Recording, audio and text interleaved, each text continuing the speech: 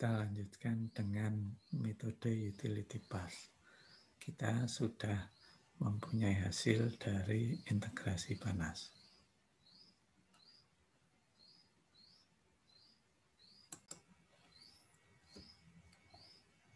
Hasil integrasi panas menunjukkan bahwa setelah pada loop yang kita diskusikan ini Hi5 dihilangkan, kemudian beban panasnya itu dihitung kembali untuk anggota loop, kemudian suhu pada setiap HE dicek, maka kita menemukan bahwa ada 2 HE yang tidak konsisten.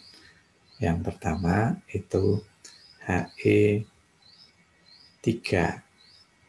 Jadi dari hasil hitungan HE3 kita melihat bahwa arus panas pada bagian kiri itu suhunya 250 di sini, arus dingin suhunya 205.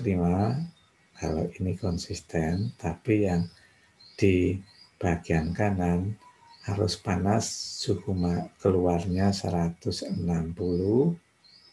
sementara arus dingin suhu masuknya juga 160. Itu tidak konsisten. Demikian juga HI2 meskipun itu bukan anggota loop, kita cek. Kita menghasilkan komposisi demikian. Jadi arus dingin, arus panas itu suhunya 160, arus dingin suhunya 180 keluar. Jadi tidak konsisten. Arus panas suhunya lebih rendah dari arus dingin. Nah, demikian juga yang bagian kanan, arus panas suhunya 106,7, arus dingin 140. Nah, karena tidak konsisten, kita harus mengoreksi, mengembalikan supaya konsisten. Bagaimana caranya? Yaitu dengan utility path.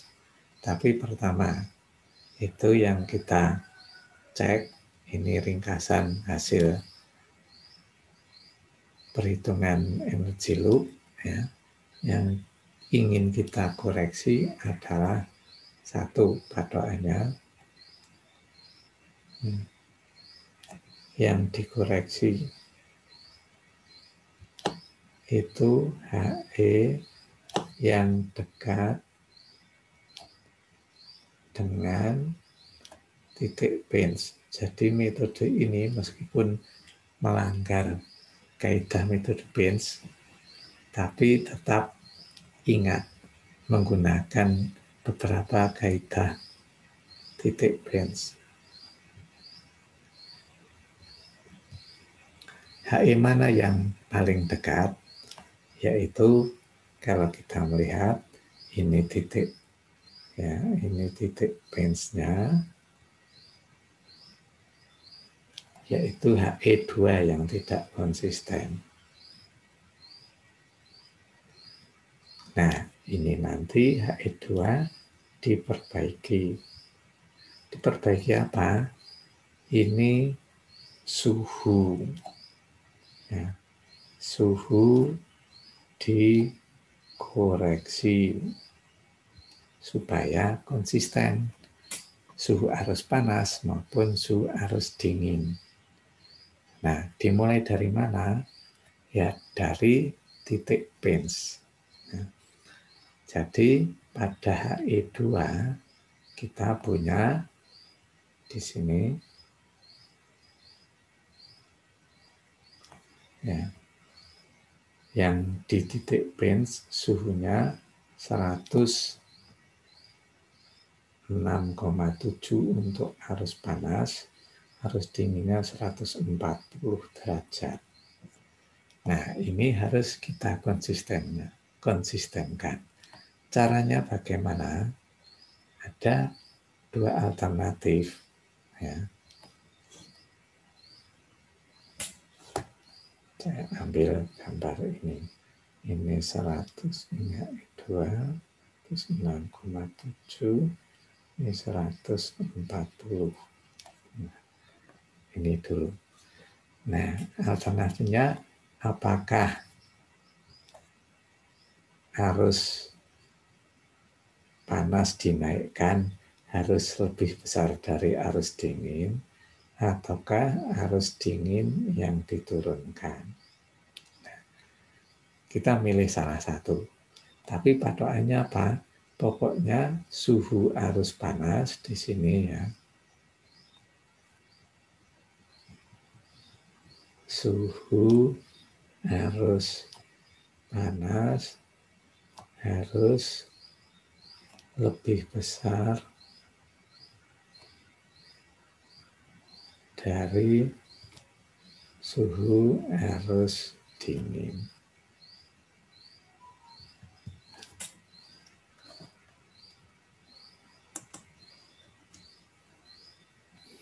Kita memilih salah satu dinaikkan atau diturunkan.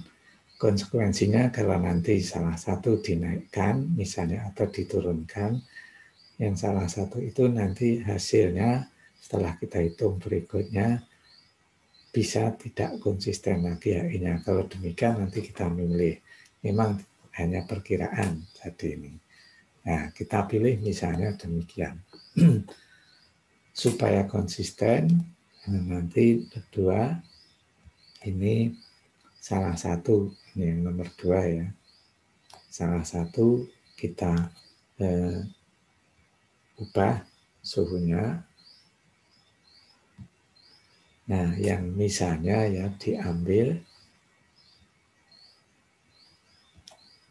arus ya, diambil arus panas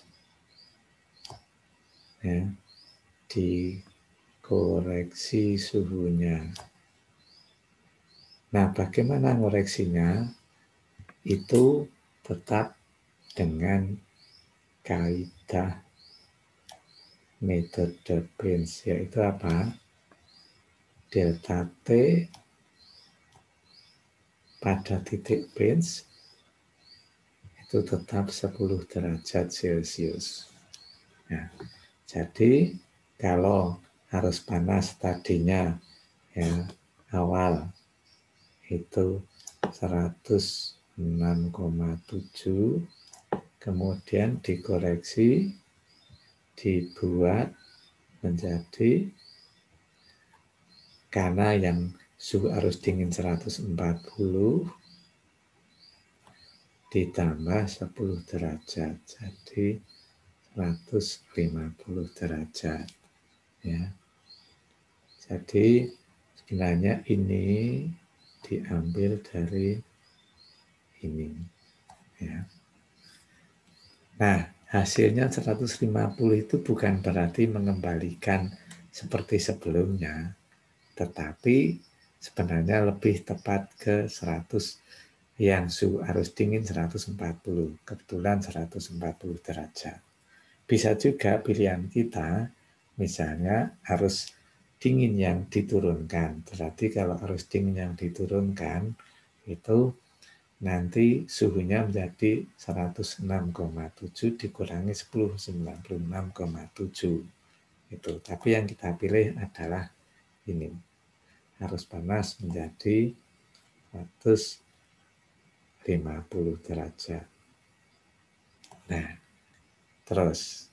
Nah, ini yang kemudian berubah. Ya. Kembali ke sini. Nah, kalau ini menjadi 150 derajat,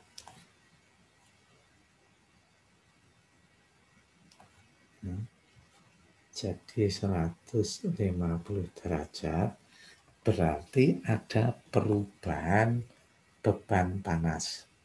Terhadap apa? Lihat pada arus 2. Ya. Pada arus 2, pada arus dingin di sini, ya, itu QC sendiri, ya, QC hanya sendiri, HE QC sendiri, tadinya dari 40 derajat, ini menjadi ke 106,7. Nah, tapi kemudian karena di titik pinch kita ubah 150, jadi QC-nya berubah bebannya. Berapa QC? Nah, saya tulis di sini. Jadi QC berubah menjadi 0,15 MCP-nya ya 150 derajat min 40 derajat menjadi 16,5 ini megawatt satuannya. Nah, tadinya berapa? Tadinya 10, berarti ada kenaikan beban. Jadi ada kenaikan beban. Beban QC berapa? 16,5 min 10 sama dengan kenaikan 6,5. Itu.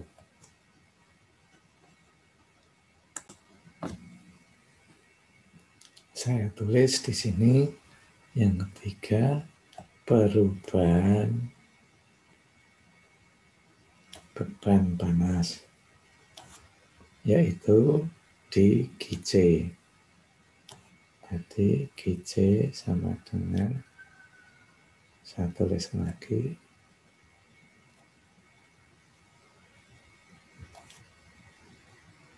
(16,5) kenaikan beban delta Q 16,5 min 10 6,5. Nah, inilah yang kemudian dikatakan utility path. Ya. Kita lihat diagramnya. Karena ini kemudian bebannya menjadi 16,5, kita melihat di arus 2 target mulai suhu awal 250 derajat sampai target 40, beban panasnya keseluruhan tetap. Kalau salah satu berubah, QC berubah, maka HE yang lain yang berhubungan dengan arus 2 juga harus berubah, yaitu HE2 maupun HE3. Nah, milih mana? Inilah yang dikatakan kemudian utility path. Path itu jejak, utility itu jejak yang menghubungkan antar, ya, yang menghubungkan antar utilitas, yaitu QC dengan QH. Ya. Kita lihat di sini. Dari QC ke QH, pasnya atau jejak dari mana? Saya gambarkan ini.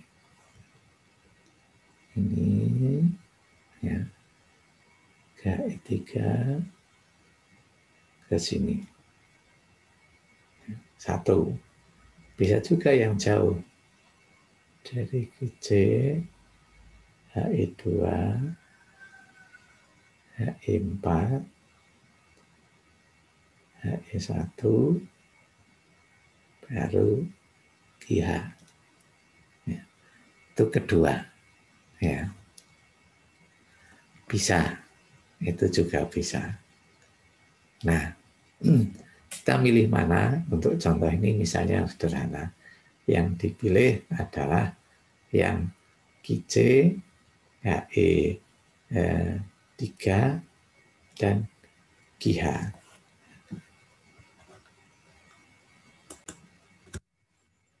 Yang kita pilih adalah pas QC, HE3, dan QH.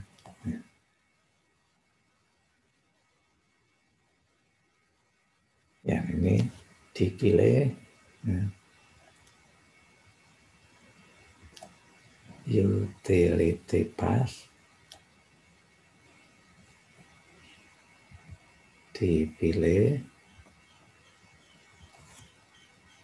QC HE3 QH.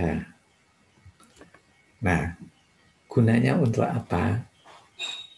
Nah, 3HE itu kemudian dikoreksi bebannya sesuai dengan cara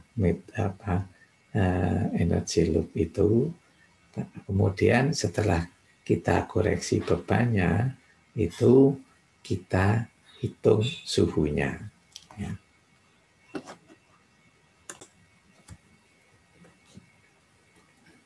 Nah, tadi ya QC naik menjadi 16,5, artinya perubahan ya, perubahan beban itu 6,5.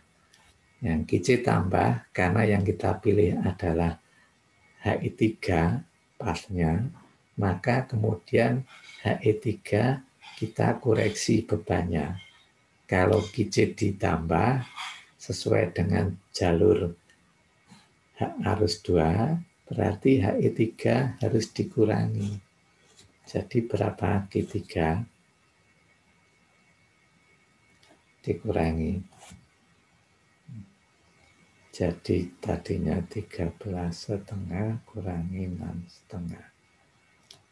Kebetulan ya, bukan kembali seperti tadi. Kebetulan karena naiknya 6,5, ini menjadi kembali menjadi 7. Kemudian, karena di arus 3 itu harus tetap keseluruhan beban panas, sama Q3 atau QHE3 berkurang, berarti QH-nya itu harus tambah 7,5 plus 6,5 menjadi berapa? 14. Itu. Nah, setelah itu kita hitung suhu arus. Tapi kemudian ini, ya, kita ingat di metode Benz itu ada istilah QC min dan di sini QH min, yaitu minimum. Nah, dengan metode ini sudah terjawab mengapa minimum, karena kalau dengan metode Benz QC dan QH-nya itu memang paling kecil. Begitu kita menyimpang metode Benz seperti ini, QC dan QH naik. Tadinya QC min itu 10, sekarang menjadi QC 16,5. QH minnya 7,5, sekarang menjadi 14. Jadi QC dan QH kenaikannya jelas simetris sama, yaitu kenaikan 6,5. Itu yang dipakai kemudian untuk analisis berikutnya, yaitu kalau kita memasang heat engine, heat pump, maupun kolom distilasi. Nah, ini menunjukkan tadi. Sekarang kita ingin menghitung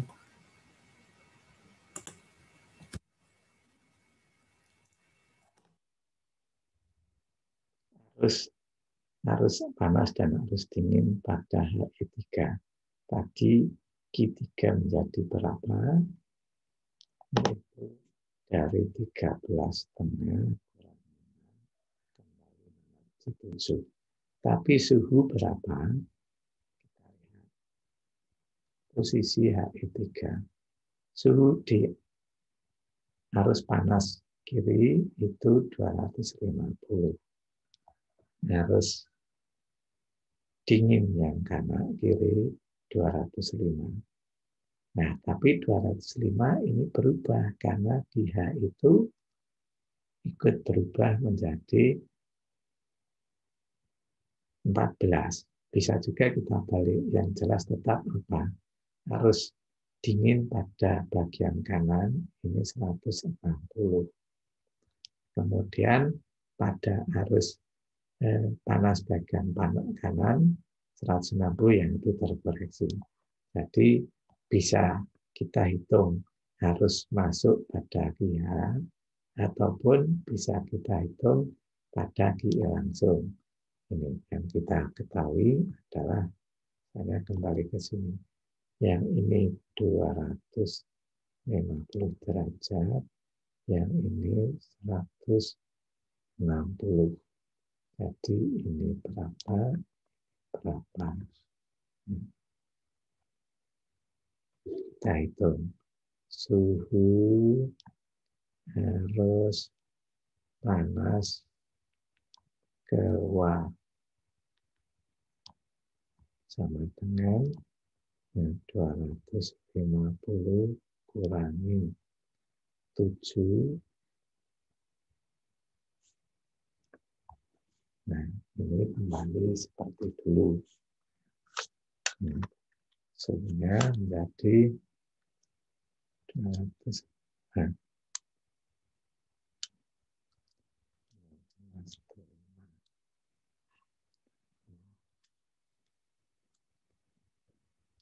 jadi 203,3 derajat. Ini jadi 203. Demikian juga untuk arus. Ya. Suhu harus dingin keluar, ya, sama dengan 160 plus 7 NCP-nya. Jadi di sini NCP-nya 0,3 bagi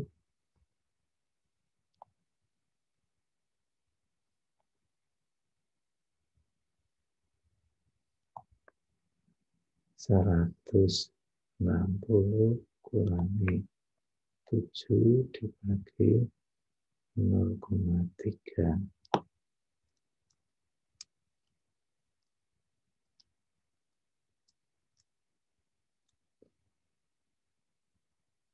Sorry, clear. Ditambah.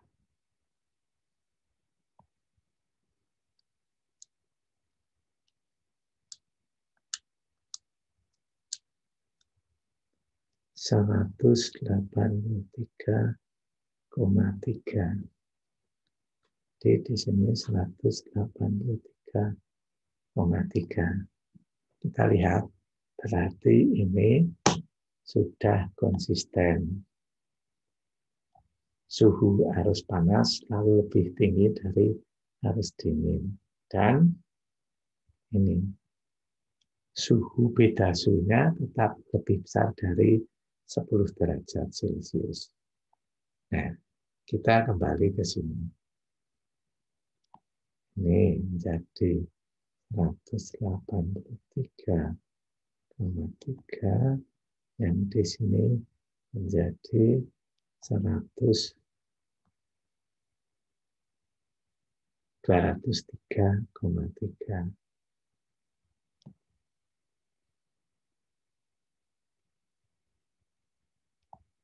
Jadi 203,3.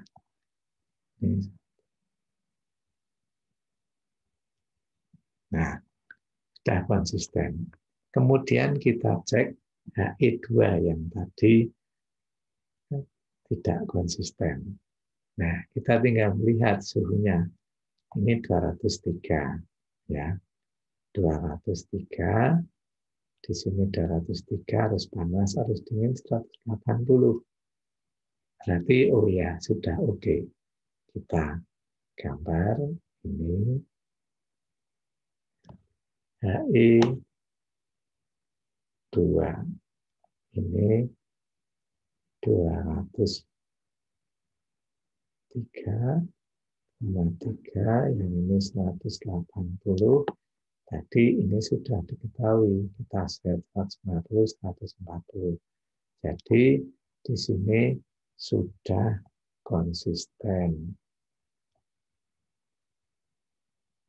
Nah, 2E yang dengan energi loop itu tidak konsisten, yaitu HE3 dan HE2, sekarang sudah konsisten. Nah, disinilah ini sudah final. Ya. Ini artinya HE karena semua sudah konsisten itu sudah selesai.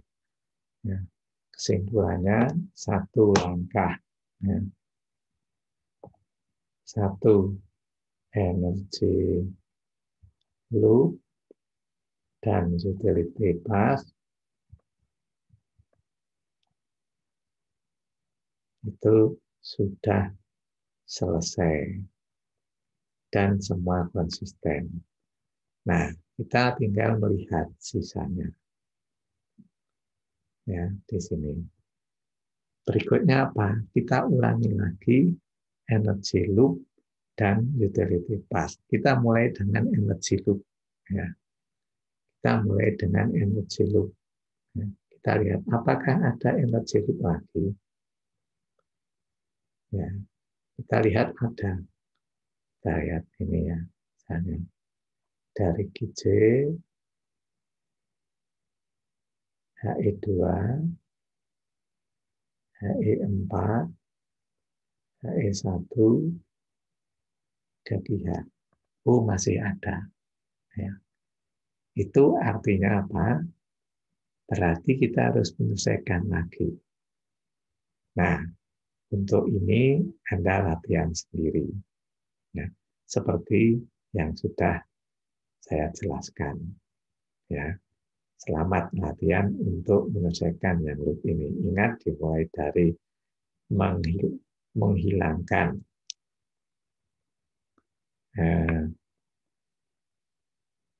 maaf, yang tadi itu utility path, yang energy loop-nya adalah yang ini.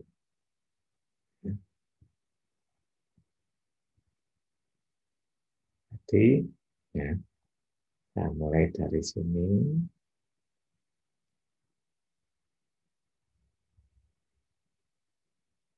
Nah, yang itu bisa kita mulai lagi untuk menghilangkan. Mana yang dihilangkan? HE yang bebannya terkecil. Ya. Silahkan latihan sendiri. Ya. Selamat belajar. Saya ulangi lagi. Ya. Dari hasil ini masih ada energi loop tidak? Masih ada. Yaitu yang bagian ini. Tadi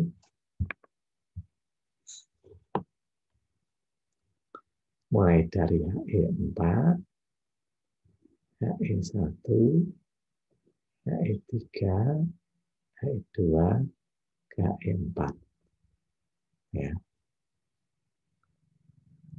Itu masih perlu kita selesaikan. Caranya seperti tadi, ya dimulai dari menghilangkan salah satu HE di anggota energy loop, kemudian menghitung suhunya, menyesuaikan beban, dimulai dari menghitung beban panas tiap HE, kemudian menghitung suhu.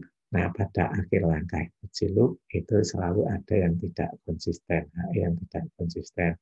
Setelah itu kita koreksi HE yang di dekat titik bench, kemudian terjadi perubahan beban panas. Nah, untuk menyesuaikan beban panas, kita lihat utility path-nya. Ya. Dengan utility path, kemudian kita menyesuaikan beban HE-nya, anggota utility path, kita hitung suhunya. Ya.